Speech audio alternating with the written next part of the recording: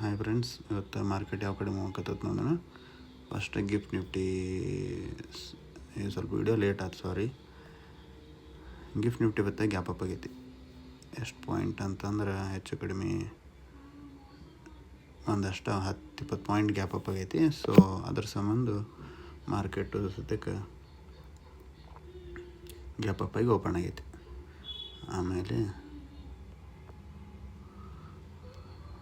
ಇದ್ರದ್ದು chart one day ಒಳಗೆ ನೋಡ್ಬೇಕಂದ್ರೆ ಕಂಟಿನ್ಯೂ ಇಲ್ಲಿಂದ ಹಿಡಿದು ಅಂದರೆ ಹೆಚ್ಚು ಕಡಿಮೆ 27 ಜುಲೈಯಿಂದ ಇವತ್ತಿನ ತನಕ ಮಾರ್ಕೆಟು ಪಾಸಿಟಿವ್ ಒಳಗೈತಿ.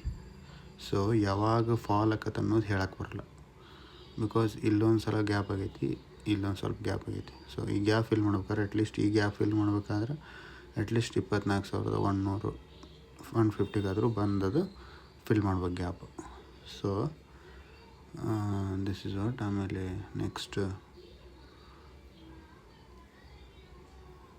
ಇಲ್ಲಿ ಕಮ್ಯುನಿಟೀಸ್ ನೋಡಿದ್ರೆ ಕ್ರೂಡ್ ಆಯಿಲು ಮೈನಸ್ ಐತಿ, -2.5% ಬಿದ್ದೈತಿ.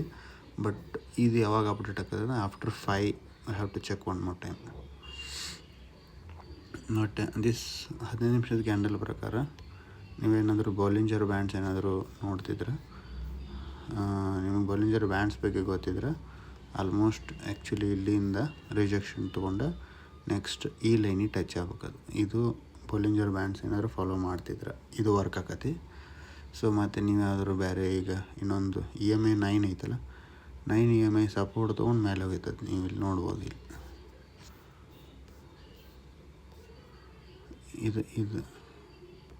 ಇದು 9 EMA ಸಪೋರ್ಟ್, ಈ ಸಪೋರ್ಟ್ ತೊಗೊಂಡು ಮೇಲೆ ಹೋಗೈತಿ. ಬಟ್ ಯಾವಾಗ ಇದನ್ನು ಟಚ್ ಮಾಡಿ ಒಂದೊಂದು ಸಲ ಸೆಲ್ಲರ್ಸನ್ನು ಟ್ರ್ಯಾಪ್ ಮಾಡೋಕೆ ಹಿಂಗೆ ಮೇಲೆ ಹೋಗೋದು ಇಳಿಬರೋದು ಮಾಡ್ತದೆ.